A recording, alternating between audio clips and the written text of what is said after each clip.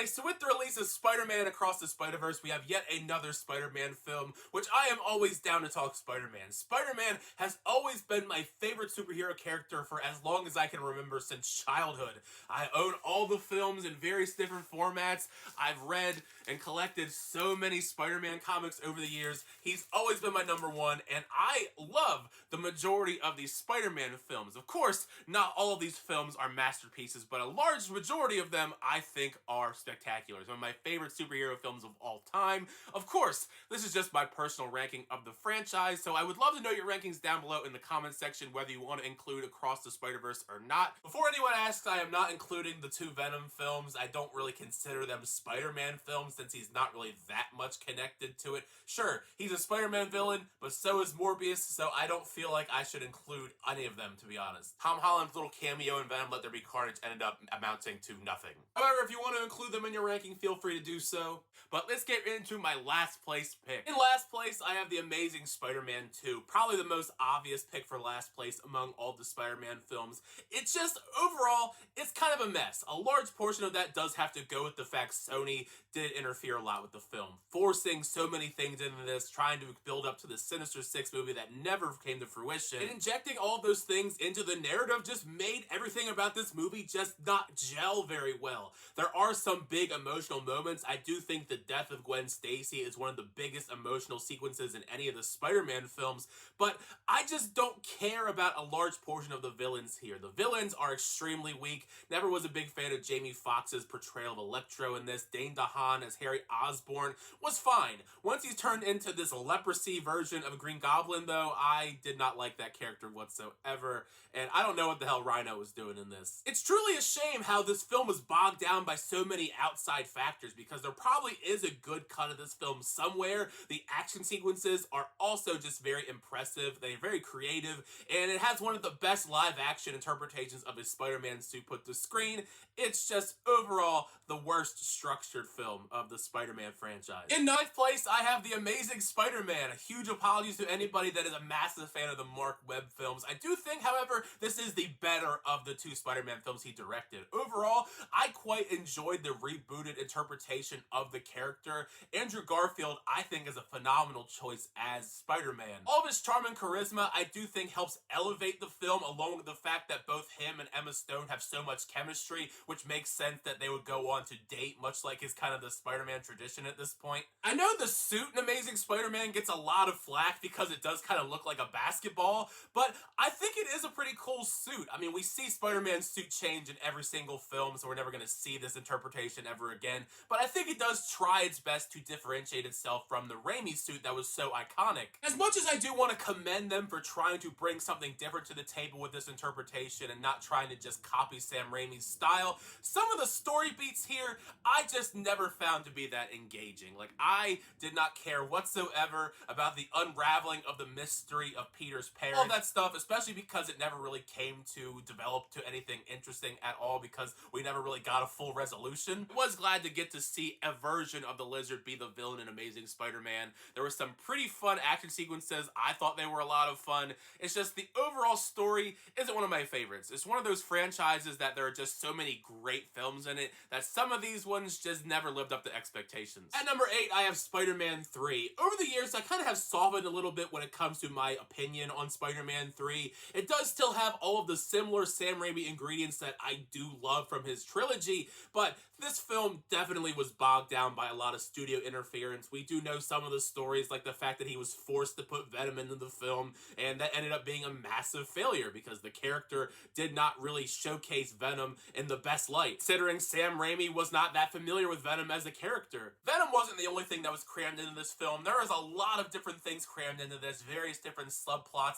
that didn't necessarily need to be added into the narrative. There are some funny, cringy moments looking back, like emo Peter Parker and him dancing in the street that's now has become a meme after all these years. The symbiote storyline being injected into Spider-Man 3, I thought for the most part was fine. It's just the fact that you force Venom into the final act, and Topher Grace just is not a very good Eddie Brock. I mean, let's be real here. I think he was horribly miscast as the character. I don't mind Topher Grace as an actor, I just don't see him as Eddie Brock. Most of the cast here still is doing a pretty great job with the material not being the best, so I have to commend them for that. Even Sandman as a character character in this. I think if they focused just more on Sandman, like potentially Sam Raimi wanted to in the first place, this film would have been an even better film than it already is. Unfortunately, however, much like the Amazing Spider-Man films, Sony just kind of interfered in ways they really shouldn't have, and the movies suffer for it. In 7th place, I have Spider-Man Homecoming. After he was introduced in Captain America Civil War, I think this is a fairly decent first outing for the MCU Spider-Man. I quite enjoy Peter Parker in this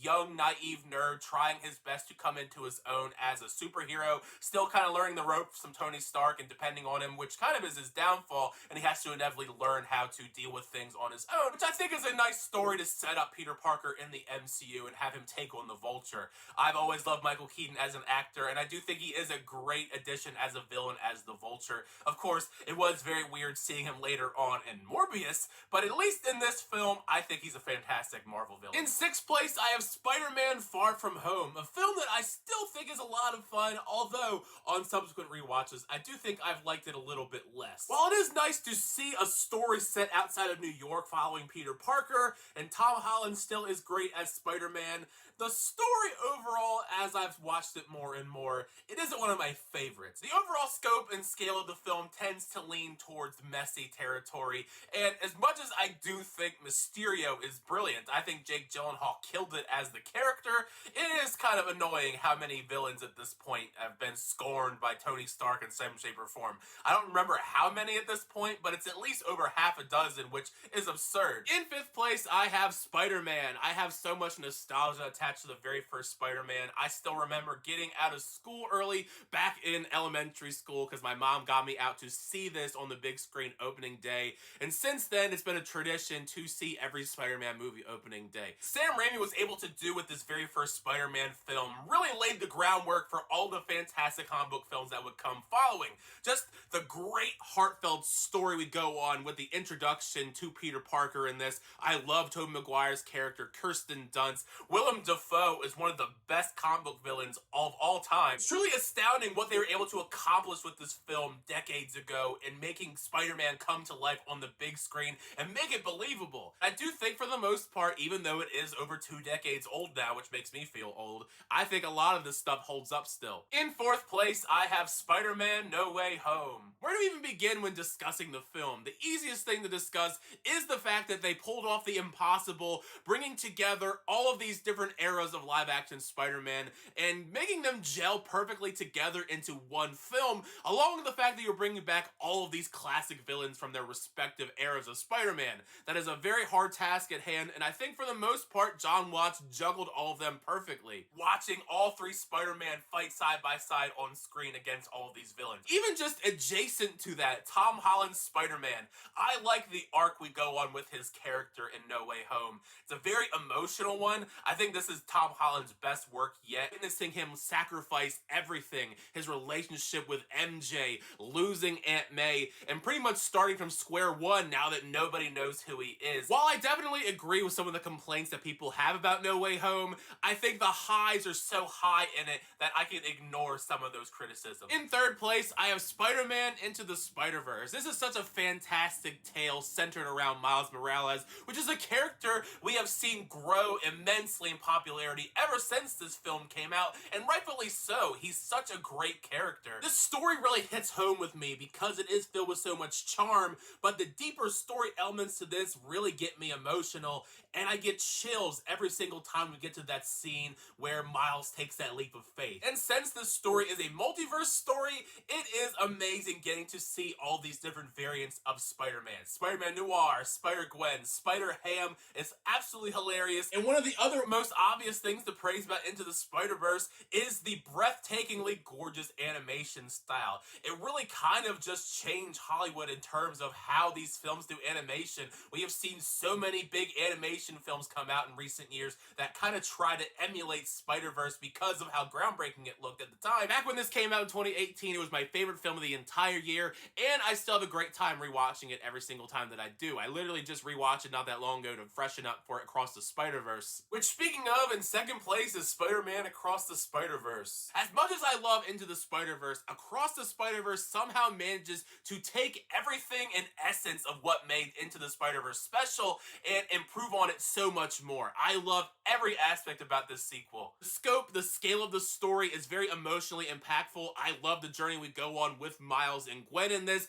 Plus, we have so many different Spider characters in this film. It is a Spider-Man dream. Like, No Way Home was great. We got 3 Spider-Man in one film. This has over like 200 different Spider characters. And of course, you don't get to see them all get time to shine. Many of them are just kind of background characters or cameos. But there are a plethora of Spider characters in this that get a great bit of screen time that I don't want to give away, of course. I do have a whole review if you want to hear me talk all more in depth about the film. But yeah, I was blown away. The animation is even better somehow. Just the various different animation styles, I was blown away. I cannot wait to watch this once again in theaters. But at number 1, I have Spider-Man 2. As much as I love a lot of these films on the list, Spider-Man 2 always has held a special place in my heart. I think it isn't just one of the best Spider-Man stories ever told, it's one of my favorite comic book movies of all time. Just truly remarkable storytelling here. Raimi is firing on all cylinders in Spider-Man 2. I love every aspect about this. I think this is the best journey we've ever seen Peter go on as far as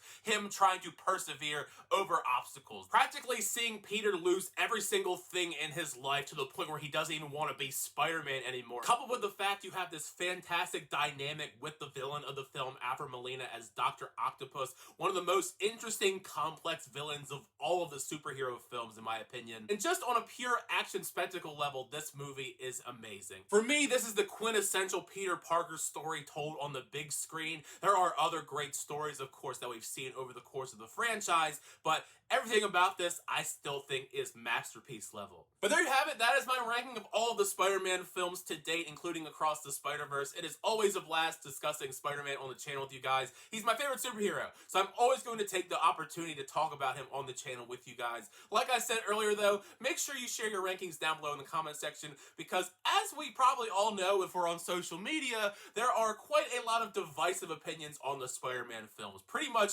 ever since Spider-Man films have been put to screen, there have been debates about which are the better films, who is the better Spider-Man actor, etc. Anyways, thank you guys as always for checking out the rankings. I always do appreciate it. Make sure you like on the video and also subscribe to the channel if you haven't already, so you update reviews, reactions, unboxings, and more. Next time, I'll see you guys later.